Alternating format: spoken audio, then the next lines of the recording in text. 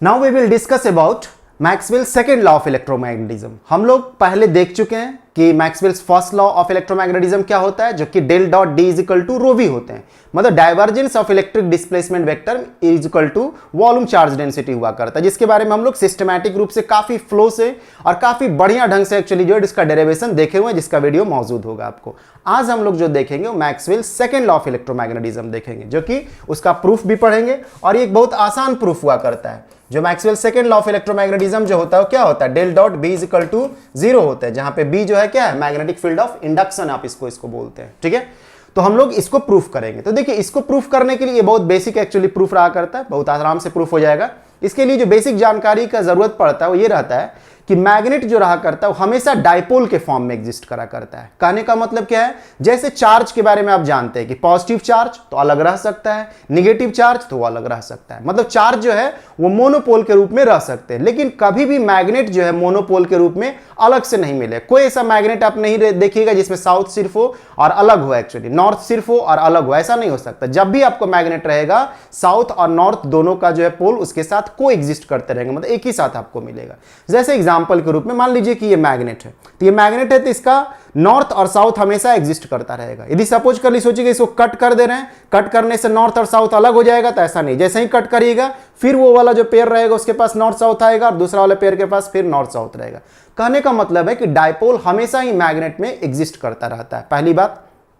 दूसरी बात यह रहा करता है, नॉर्थ से जो है मैग्नेटिक फील्ड लाइंस निकलता रहता है और साउथ में समाता रहता है। आप ऐसे ध्यान में भी रख सकते हैं, नॉर्थ से निकलता रहता है और साउथ से में समाता रहता है। कुछ लोग इसमें भी कंफ्यूज हो जाते हैं एक्चुअली, इसलिए निकलता और समाता आप ऐसे ध्यान में रख सकते हैं। ठीक है, तो नॉर्थ से ऑरिजिनेट करता रहता है और साउथ में एक तरह से टर्मिनेट करता रहता है, और अंदर में जो है एक्चुअली मैग्नेट के अंदर में जो है साउथ टू नॉर्थ जो है मैग्नेटिक फील्ड लाइन्स रहते हैं। इसका मतलब मैग्नेटिक फील्ड लाइन्स जो है क्लोज लूप एक तरह से फॉर्म कर लिया करता है। तो इससे क्या होगा, क्या सपोज कर लीजिए मैग्नेटिक फील्ड लाइंस इस तरह से बना हुआ है, तो किसी सरफेस एरिया पे आप ध्यान दीजिएगा तो जितना इंटर कर रहा होगा उतना ही आउट हो रहा होगा, मतलब जितना मैग्नेटिक फील्ड लाइंस जो है एंट्री हो रहा होगा उतना ही आउट हो रहा होगा। तो total magnetic field lines around एक क्लोज्ड लूप या सरफेस जो आप बोल सकते हैं वो क्या रहा करेगा, वो हमेशा जो है जीरो रहा करेगा। ठीक है, कहने का मतलब ये है कि किसी सरफेस के थ्रू जो है जितना मैग्नेटिक फील्ड लाइंस इंटर करेगा उतना ही बाहर चला जाएगा। तो total magnetic field lines around एक क्लोज सरफेस जो आप बोल सकते हैं वो क्या रहा करेगा,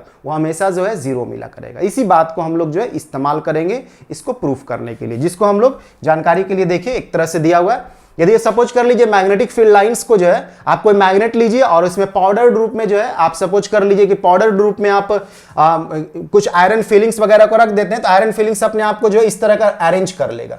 और आप देख सकते हैं कि जो मैग्नेट एक्चुअली रहा करता है, ठीक है, इसका ये वाला आपको जो है साउथ वाला आपको पोर्शन है और ये नॉर्थ वाला पोर्शन है। तो देख सकते हैं कि मैग्नेटिक फील्ड लाइंस जो है नॉर्थ से एक्चुअली निकलता हुआ रह रहा है, नॉर्थ से निकलता हुआ रहेगा और साउथ में एक तरह से जो है टर्मिनेट करता हुआ रहेगा। ठीक है, नॉर्थ से आपको जो है निकलता हुआ रहेगा, नॉर्थ से आपको निकलता हुआ महसूस होगा, ठीक है, और साउथ में जो है आपको टर्मिनेट करता हुआ रहेगा। ठीक है, हर जगह देखिएगा कि नॉर्थ से जो है निकलता हुआ, ठीक है, नॉर्थ से निकलता हुआ और साउथ में एक तरह से टर्मिनेट करता हुआ आपको मिलेगा, साउथ में टर्मिनेट करता हुआ मिलेगा।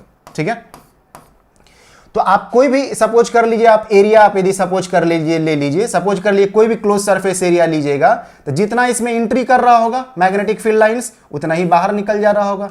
इसका मतलब मैग्नेटिक फ्लक्स जो है या मैग्नेटिक फील्ड लाइंस टोटल जो रहेगा वो क्या रहा करेगा, वो जीरो रहेगा थ्रू ए क्लोज सरफेस। तो उसी बात का हम लोग जो है यहाँ पे इस्तेमाल करेंगे इस बात को जो है। ठीक है, तो क्या बोलेंगे हम लोग जो है, मैग्नेटिक फील्ड लाइंस जो रहा करेगा, magnetic total magnetic field lines, total magnetic field lines, इसी बात का हम लोग इस्तेमाल करेंगे। Total magnetic field lines around, या अराउंड से अच्छा है कि through a close surface, through a close surface. ठीक है, थ्रू ए क्लोज्ड सरफेस, या आप क्या होंगे, थ्रू ए क्लोज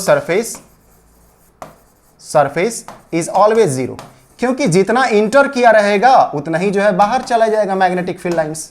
ठीक है, जितना इंटर करेगा उतना ही बाहर चला जाएगा। तो जो क्लोज सरफेस होगा उसमें कितना आपको मैग्नेटिक फील्ड लाइंस बचा हुआ मिलेगा, जीरो, क्योंकि जितना इंटर उतना ही बाहर गया। ठीक है, तो इसी बात को हम लोग मैथमेटिकली रूप से लिखेंगे, close surface integration of B dot D S is equal to zero, ये हमेशा जीरो रहा करेगा।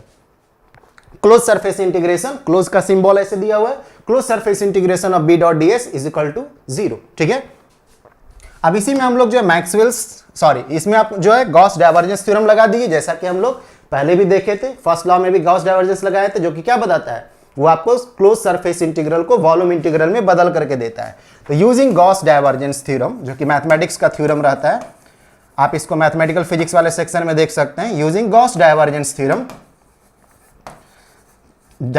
थ्योरम, ठीक है, डाइवर्जेंस, ये एन लिखा हुआ है, डाइवर्जेंस थ्योरम, आप ये क्या कर सकते हैं एक्चुअली जो, ठीक है, इसमें हम लोग जो है सरफेस इंटीग्रल को किसी फंक्शन का जो क्लोज सरफेस इंटीग्रेशन होता हुआ रहता है उसको आप वॉल्यूम इंटीग्रेशन में बदल सकते हैं उसके डाइवर्जेंस के थ्रू, ठीक है। कोई भी वेक्टर फंक्शन है, ठीक है, उसका क्लोज सरफेस इंटीग्रेशन जो है बदल सकते हैं उसके वॉल्यूम इंटीग्रेशन में। तो वही काम हम लोग जो है करेंगे, ठीक है। क्या करेंगे, यहाँ पे हम लोग का जो वेक्टर है क्या है, वो वेक्टर हम लोग का बी वेक्टर है, ठीक है। तो ये क्या हो जाएगा, बी डॉट डी एस को आप लिख सकते हैं गॉस डाइवर्जेंस थ्योरम लगा करके, ठीक है। गॉस डाइवर्जेंस थ्योरम यदि लगाइएगा तो इसको आप क्या लिख सकते हैं, इसको आप integration del dot B volume integration में चला जाएगा ये, ठीक है, इक्वल टू ये 0 हो जाएगा पहले से ही जो है, ठीक है। ये जो हम लोग काम किए, ये गॉस डाइवर्जेंस थ्योरम जो कि मैथमेटिक्स का थ्योरम है सरफेस इंटीग्रल को वॉल्यूम इंटीग्रल में बदलने के लिए, जो कि कोई भी वेक्टर फंक्शन को इस तरह से वो कन्वर्ट करता है, ठीक है।